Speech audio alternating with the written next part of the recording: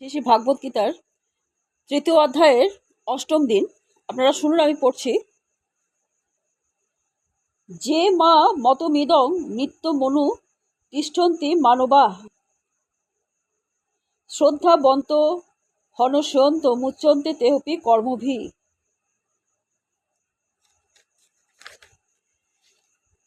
শ্রীল প্রভুপাদের গীতার গান। আমার এ মত কার্য অনুষ্ঠান করি, সর্বকর্ম করে শুধু ভজিতে শ্রীহরি, শ্রদ্ধাবান মোর ভক্তি অসুয়াবিহীন, কর্মফল মুক্ত হয় ভক্তিতে বিলীন। আমার নির্দেশ অনুসারে শ্রদ্ধাবান এবং মাৎসর্য রহিত হয়ে যিনি তার কর্তব্য কর্ম অনুষ্ঠান করেন তিনি কর্মবন্ধন থেকে মুক্ত হন। গীতাতে ভগবান অর্জুনকে যে আদেশ করেছেন তা বৈদিক জ্ঞানের সারমর্ম, তাই তা শাশ্বত। বেদ যেমন নিত্য শাশ্বত, এই কৃষ্ণ ভাবনাও তেমন নিত্য শাশ্বত। ভগবানের প্রতি ঈর্ষান্বিত না হয়ে সুদৃঢ় বিশ্বাস সহকারে ভগবানের নির্দেশ মেনে চলাই হচ্ছে আমাদের পারমার্থিক কর্তব্য। তথাকথিত অনেক দার্শনিক ভগবত গীতার ভাষ্য লিখেছেন, কিন্তু শ্রীকৃষ্ণের প্রতি তাদের বিশ্বাস নেই। তারা কোনোদিনও গীতার মর্ম উপলব্ধি করতে সক্ষম হবেন না এবং এই জড়বন্ধন থেকে মুক্ত হতে পারবেন না। কিন্তু অতি সাধারণ কোনো মানুষ যদি সুদৃঢ় বিশ্বাসের সঙ্গে ভগবানের দেয়া এই সমস্ত নির্দেশগুলিকে যথাযথভাবে পালন করতে চেষ্টা করে, না পারলেও সে অবধারিতভাবে জড়জগতের বন্ধন থেকে মুক্ত হবে। ভক্তিযোগ সাধন করার প্রাথমিক পর্যায়ে কেউ যদি সম্পূর্ণভাবে ভগবানের নির্দেশ না মানতে পারে তাতে কোনো ক্ষতি নেই, কারণ ভগবানের প্রতি দৃঢ় বিশ্বাস এবং শ্রদ্ধা থাকলে ভগবানের কৃপার ফলে ধীরে ধীরে শুদ্ধ কৃষ্ণ ভাবনার পর্যায়ে অবশ্যই উন্নীত হবে।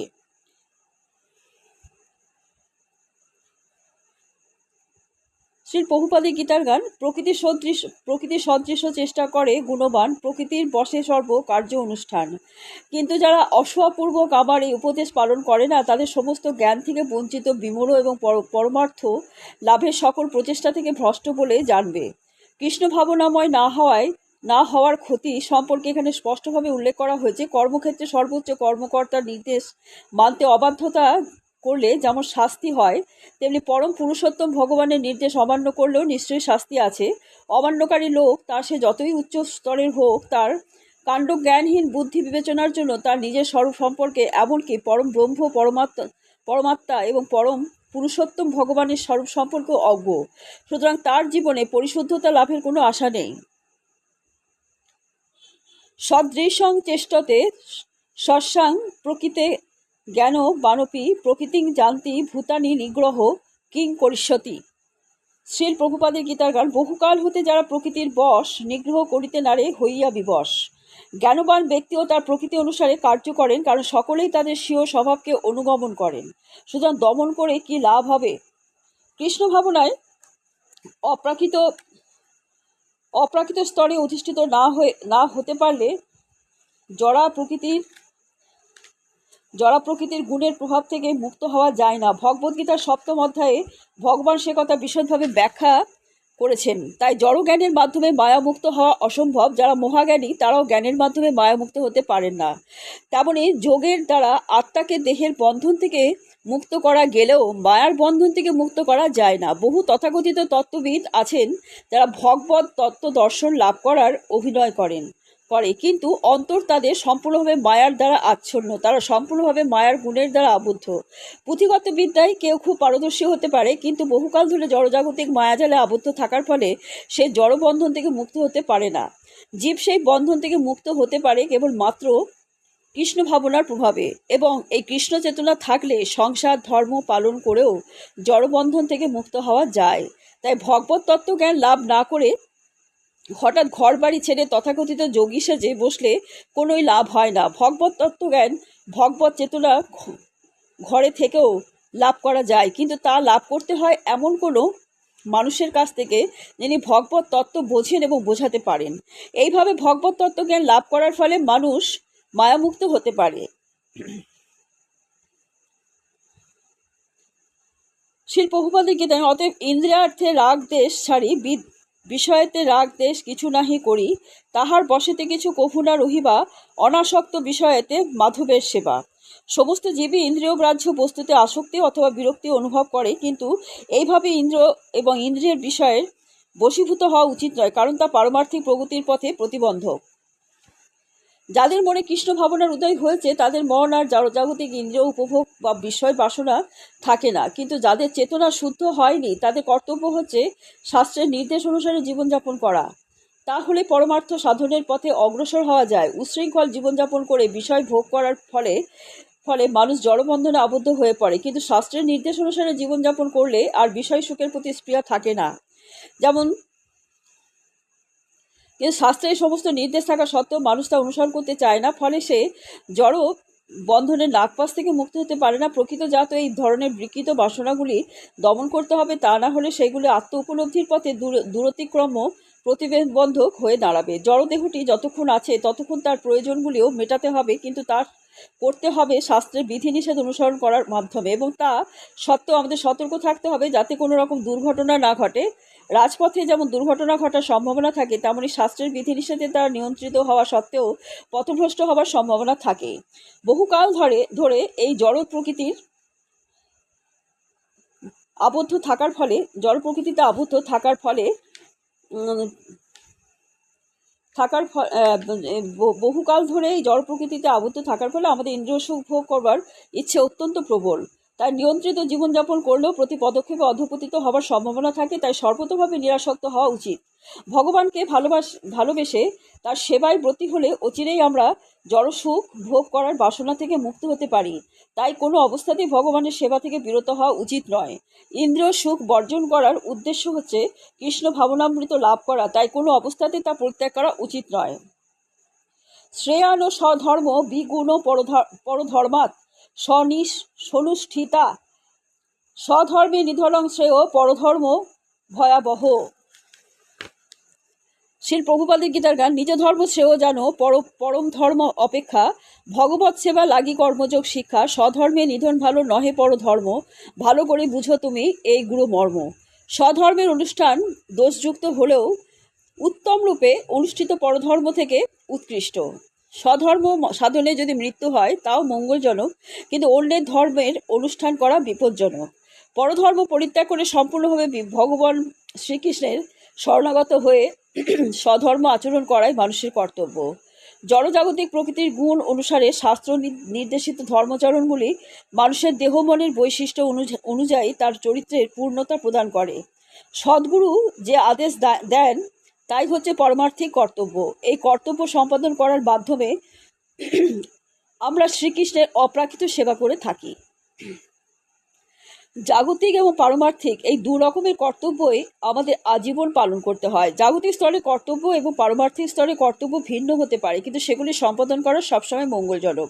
মানুষ যখন মায়ার বন্ধনে আবদ্ধ থাকে তখন তার কর্তব্য হচ্ছে বিভিন্ন অবস্থা অনুসারে বিভিন্ন কর্তব্য সম্পাদন করা, কিন্তু কোনো অবস্থাতে অপরকে অনুকরণ করা উচিত নয়। যেমন সত্যগুণের দ্বারা প্রভাবিত ব্রাহ্মণ হচ্ছেন অহিংসা পরায়ণ, কিন্তু রজগুণের দ্বারা প্রভাবিত ক্ষত্রিয় প্রয়োজন হলে হিংসার আশ্রয় নিতে পারেন।